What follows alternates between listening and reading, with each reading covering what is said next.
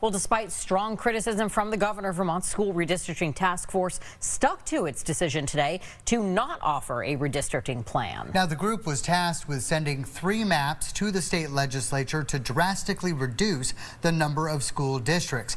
But the committee refused, opting for voluntary consolidation instead. Calvin Cutler's in our Montpelier bureau tonight. Calvin, a lot of tension leading up to this meeting. So what now?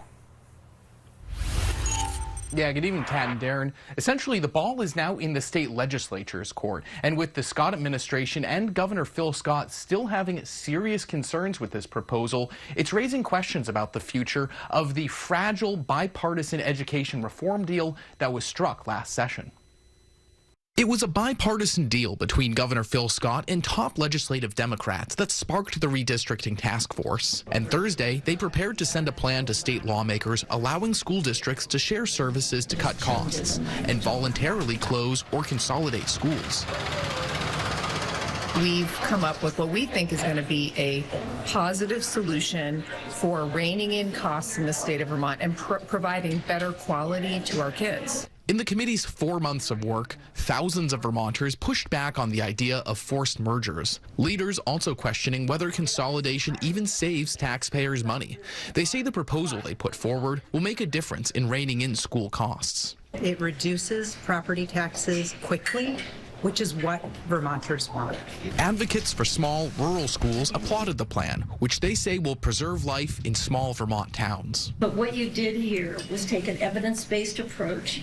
You did it thoughtfully, and you've come up with something that I think manifest Vermont's democratic values. But the body did not draft 3 maps, which some says flies in the face of the education reform law. And only 3 of us out of the 11 were convinced that we should follow what the legislature and the governor asked us to do.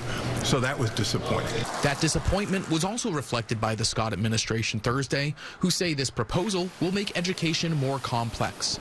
Secretary Zoe Saunders tells us the bipartisan education reform law achieves cost savings for taxpayers and improves student outcomes through consolidation, which has to begin with new maps. The proposal does not present a viable map and instead introduces an entirely new policy direction, and it's unclear how we would fund and sustain the education system for the next decade, given the proposal put forward. With conflicting opinions on the road ahead for education reform, a political collision is almost guaranteed when state lawmakers reconvene for the second half of the legislative session in January, as Vermonters continue to tussle with reforming our school system so it best serves kids and taxpayers. And it still remains a big open question of whether state lawmakers will adopt this proposal, or whether they'll begin drawing maps of their own, or if anything will happen with education reform this year, given that it's also an election year. This report is due to the state legislature on December 1st. Reporting live in our Montpelier bureau, Calvin Cutler, Channel 3 News.